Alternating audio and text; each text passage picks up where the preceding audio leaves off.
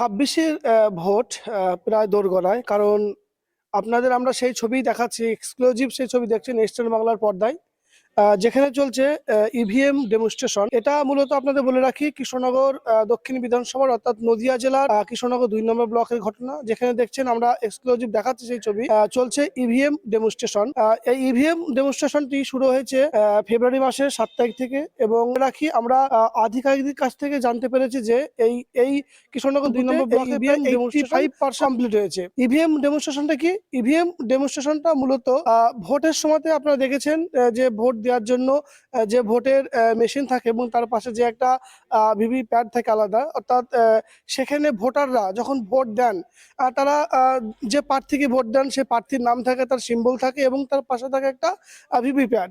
সেই ভিভি প্যাডের তার ছবি দেখতে পাওয়া যায়। এক্ষেত্রেও আমরা কি দেখলাম, এক্ষেত্রেও এই ডেমনস্ট্রেশনে কি হচ্ছে যে সমস্ত পাবলিক এখানে আসছেন তারা, আমরা দেখাচ্ছি সেই ছবি, তারা এখানে আসছে এবং আসার পর তারা এই নকল যে মানে ভোটার বাক্স রয়েছে সেখানে তারা তাদের ভোট প্রক্রিয়া কমপ্লিট করছে এবং কমপ্লিট করার পর ভিভি প্যাডে তাদের সেই ছবি তারা দেখতে পাচ্ছে।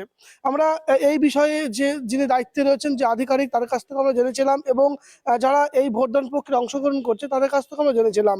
তবে তারা অন ক্যামেরায় কেউ কিছু বলতে চাননি, কিন্তু তাদের বক্তব্য যে তারা যেখানে ভোট দিচ্ছেন অর্থাৎ যে সিম্বলে ভোট দিচ্ছে তাদের ভিভি প্যাডেও ঠিক সেই সিম্বলটাই উঠছে। আর এই প্রসঙ্গে যিনি দায়িত্বে রয়েছেন তার বক্তব্য যে এই ইভিএম ডেমনস্ট্রেশন যে প্রক্রিয়াটি সেটি কমপ্লিট হয়েছে। তাছাড়াও তিনি আরো আমাদের ক্যামেরার সম্মুখীন হয়ে তিনি কি বলছেন, চলুন একবার সেই আধিকারিকের বক্তব্যটা শুনে নেওয়া যাক।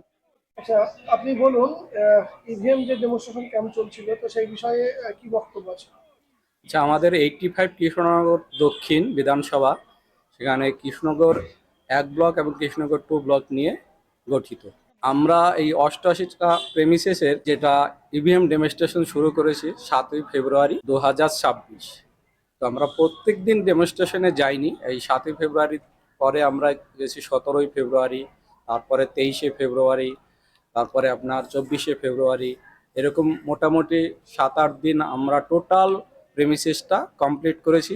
জনগণ যাতে আগামী যে বিধানসভা ভোট আসছে কিভাবে ইভিএম মেশিনের মাধ্যমে ভোট দেবেন তার সম্পর্কে সচেতন করার জন্য, এবং নিউ কামিং যে ভোটার আছেন অর্থাৎ 18 বছর পূর্ণ হয়েছে, অর্থাৎ 2026 সালে বা 25 সালে তারা ভোটার হয়েছে, তারা কিভাবে ভোট দেবেন ইভিএম মেশিনটা সেইগুলো তাদের দেখানো হয়েছে, এবং তারা দেখে খুব খুশি হয়েছে যে আমরা ভোট অ্যাকচুয়াল ভোট দেওয়ার এটা আমরা আজকেই শেষ করে দিয়েছি, অর্থাৎ 2026 সালের 26শে ফেব্রুয়ারি সেইভাবে আমরা শিডিউল পাঠিয়েছিলাম ডিস্ট্রিক্ট লেভেলে।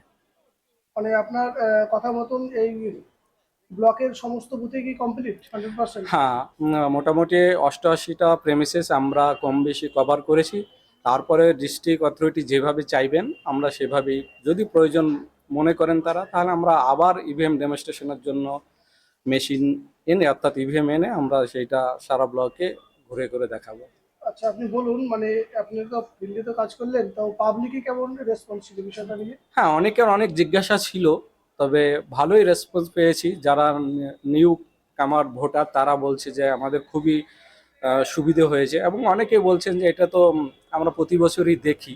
তো ওভারঅল ভালো রেসপন্স পেয়েছি যে না এটা।